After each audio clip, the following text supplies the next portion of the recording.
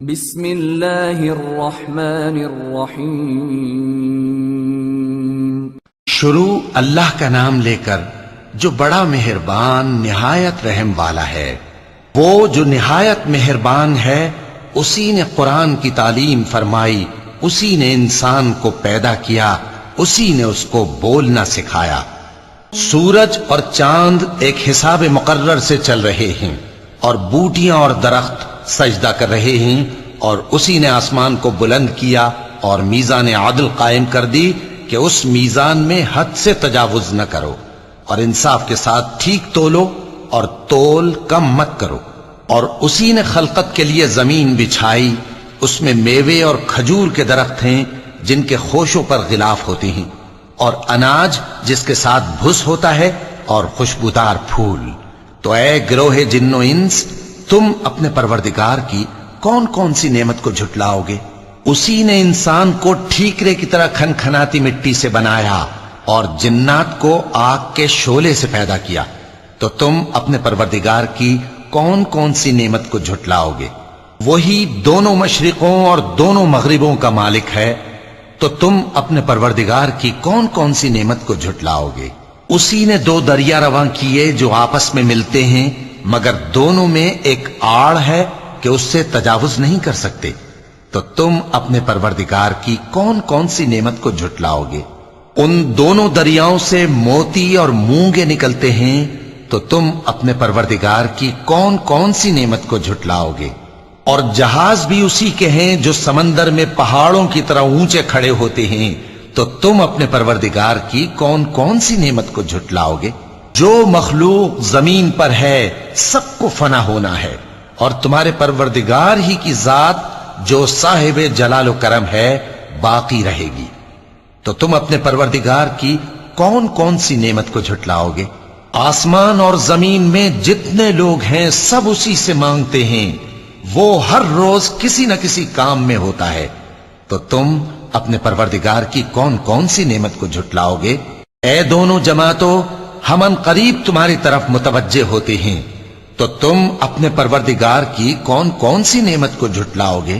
اے گروہ جن و انس، اگر تمہیں قدرت ہو کہ آسمان اور زمین کے کناروں سے نکل جاؤ تو نکل جاؤ، اور زور کے سوا تو تم نکل سکنے ہی کہ نہیں، تو تم اپنے پروردگار کی کون کون سی نعمت کو جھٹلاؤ گے؟ تم پر آگ کے شعلے صاف اور دھواں ملے چھوڑ دیے جائیں گے، تو پھر تم ان کا مقابلہ نہ کر سکو گے۔ تو تم اپنے پروردگار کی کون کون سی نعمت کو جھٹلاؤ گے؟ پھر جب آسمان پھٹ کر تیل کی تلچھٹ کی طرح گلابی ہو جائے گا تو وہ کیسا ہولناک دن ہوگا۔ تو تم اپنے پروردگار کی کون کون سی نعمت کو جھٹلاؤ گے؟ تو اس روز نہ تو کسی انسان سے اس کے گناہوں کے بارے میں پرسش کی جائے گی اور نہ کسی جن سے۔ تو تم اپنے پروردگار کی کون کون سی نعمت کو جھٹلاؤ گے؟ گناہگار اپنے چہرے ہی سے پہچان لیے جائیں گے تو پیشانی کے بالوں اور پاؤں سے پکڑ لیے جائیں گے۔ تو تم اپنے پروردگار کی کون کون سی نعمت کو جھٹلاؤ گے؟ یہی وہ جہنم ہے جسے گناہگار لوگ جھٹلاتے تھے، وہ دوزخ اور کھولتے ہوئے گرم پانی کے درمیان گھومتے پھریں گے۔ تو تم اپنے پروردگار کی کون کون سی نعمت کو جھٹلاؤ گے؟ اور جو شخص اپنے پروردگار کے سامنے کھڑے ہونے سے ڈرا، اس کے لیے دو باغ ہیں۔ تو تم اپنے پروردگار کی کون کون سی نعمت کو جھٹلاؤ گے؟ ان دونوں میں بہت سی شاخیں یعنی قسم قسم کے میووں کے درخت ہیں۔ تو تم اپنے پروردگار کی کون کون سی نعمت کو جھٹلاؤ گے؟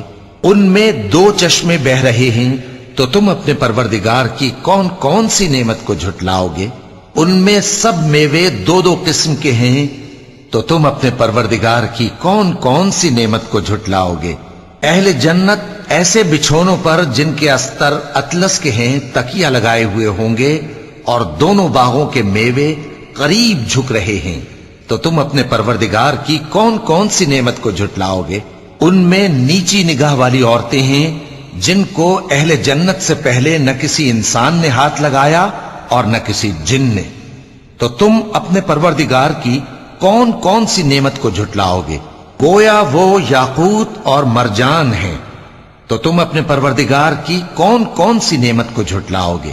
نیکی کا بدلہ نیکی کے سوا کچھ نہیں ہے، تو تم اپنے پروردگار کی کون کون سی نعمت کو جھٹلاؤ گے؟ اور ان باغوں کے علاوہ 2 باغ اور ہیں، تو تم اپنے پروردگار کی کون کون سی نعمت کو جھٹلاؤ گے؟ دونوں خوب گہرے سبز، تو تم اپنے پروردگار کی کون کون سی نعمت کو جھٹلاؤ گے؟ ان میں 2 چشمے ابل رہے ہیں، تو تم اپنے پروردگار کی کون کون سی نعمت کو جھٹلاؤ گے؟ ان میں میوے اور کھجوریں اور انار ہیں، تو تم اپنے پروردگار کی کون کون سی نعمت کو جھٹلاؤ گے؟ ان میں نیک سیرت خوبصورت عورتیں ہیں، تو تم اپنے پروردگار کی کون کون سی نعمت کو جھٹلاؤ گے؟